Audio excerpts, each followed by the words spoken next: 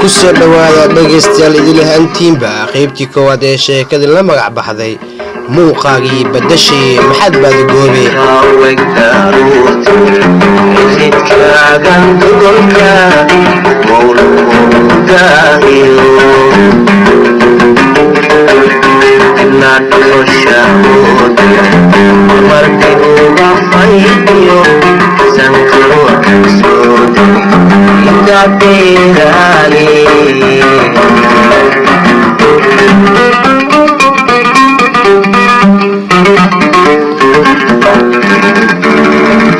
haddaad ma sugtay midabkaagii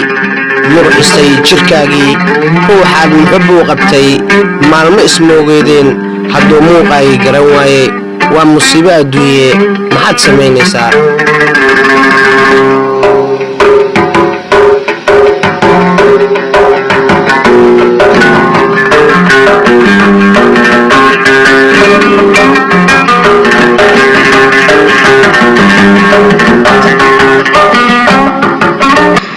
واو جمال عبد حالده بريان هو صاحب انت شيء يا هاي وجهي adiga tumadeed واو ما نيجي يلو هذا عصب ما سينكرا ما daacadii kuma garanaye magacaaga baleesha ka toona aniga magacayga ma hadii weydiinaysa meel fiican aan kaaga yeelo uma leenahay be ma lillahi da hadlayaa walaal adigoo caruur magacaaga ii sheeg magacayga dan ku sheego ama hadana si fiican isi in kartaa de maya walaale inkraad ma jirtee iyo muuji magacaaga magacayga waa mulki ma mulkiidan garanay si fiican waad isbedeshay ala iga daran saaxiib muuqaalkaaga xogay uu isbedelay xadhacay waxba iska bedelnadiga oo malayso maaha maya mulkiidan jeclahay ma tihid waayadii waayo muuqaalkaagii waa isbedelay waagii hore jismigaaga wuu madoobay qalbigaagina wuu caddaay wuxuu ahay saddexaan sidoo kale waxaan ku qoray erey macaan iyo kalgacayl baaxad weyn balse hadda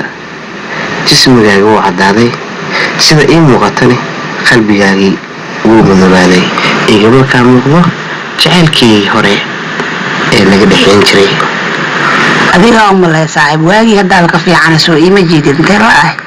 maya hadda magaalada ayaa ila kaale nabaday hay waran sida saaxiibno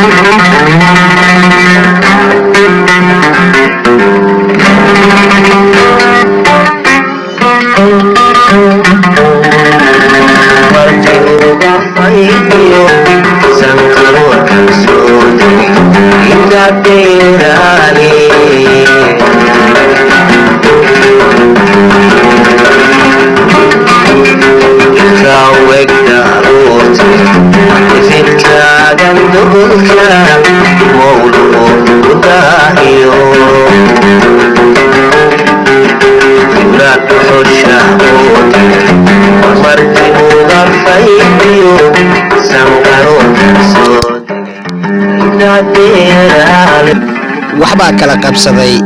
hase ahaatee mulkii waxay la soo hoyatay murugo waayo inankay gaclootay muxubbada saa'id ay u heeday haddii uu garan waayey muuqeedii halkii ay islahayd kolkii oo quruxdaada arko kalgacayl daraaddeed laabtoo ku geli doonaa hase yeeshee waxay la soo hoyatay ciil fajac iyo amakaag taasoo u keentay quruxdii ee in muddaa ay baadigoobayday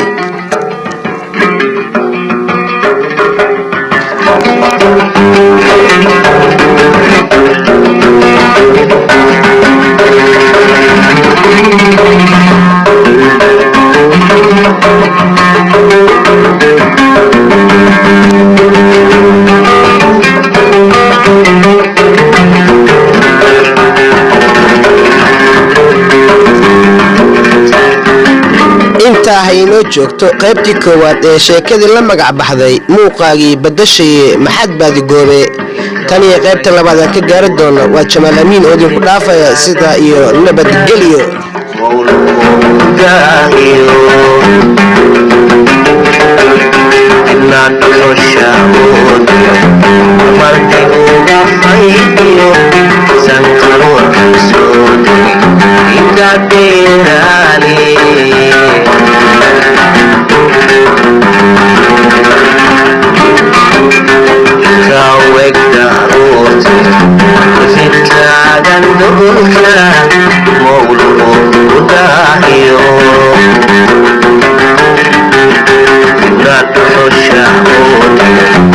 Marti uga faydiyo, sanqaro